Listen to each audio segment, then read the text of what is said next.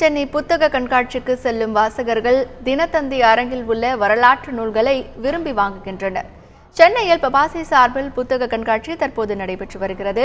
தினத்தந்தி குழுமம் சார்பில் அமைக்கப்பட்டுள்ள புத்தக அரங்கில் சிவந்தி ஆதித்தனார் வரலாறு, கலாம் ஒரு சரித்திரம், சினிமாவின் மறுபக்கம், வரலாற்று சுவடுகள் உள்ளிட்ட நூல்கள் வாசகர்கள் மத்தியில் வரவேற்பை பெற்றுள்ளது. தினத்தந்தி நாளிதழில் ரெகுலராக வர வரலாற்று சொல்ல தொடர்ந்து படிப்போம். அதே இப்போ புக்காக வந்து ரொம்ப நல்லா இருக்குது. இந்த புக்கை வாங்குறது தான் வந்து ஸ்டாலுக்கு வந்தோம். ஸ்டாலில் எல்லா புக்கும் தெளிவாக நல்லா இருக்குது. ஆனால் டிஸ்பிளே நல்லா வச்சுருக்காங்க. குழந்தைங்களுக்கு உள்ள புக்கு, இந்த மத சம்பந்தமானது, எளிய பரிகாரங்கள், அதெல்லாம் புக்கு நல்ல புக்காக இருக்குது. ரொம்ப நல்லா இருக்குது. ஏற்பாடும் ரொம்ப நல்லா பண்ணியிருக்காங்க. தினத்தந்தி இந்த ஸ்டால் பார்க்கும்போது ரொம்ப அருமையான வெளியீடுங்களாக வெளியிட்டிருக்காங்க.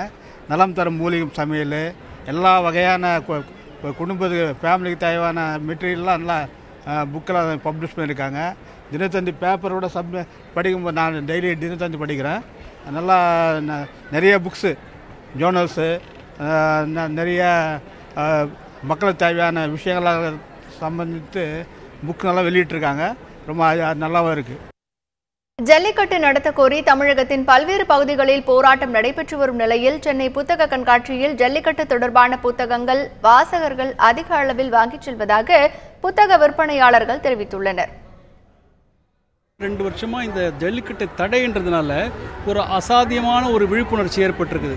அதன் காரணமாக அந்த புத்தகத்தை பல பேர் பல கருத்துக்கள் சொல்லியிருக்காங்க. அந்த கருத்துக்களை ஒட்டி ஒரு புத்தகம் வந்திருக்கு. ஸோ அதன் பேஸ்படில் அதை தெரிஞ்சுக்கணும், அதை பற்றி பண்ணணும் ஆர்வம் மக்கள் நிறைய அந்த புக்குகளை வந்து வாங்கிட்டு இருக்கிறாங்க.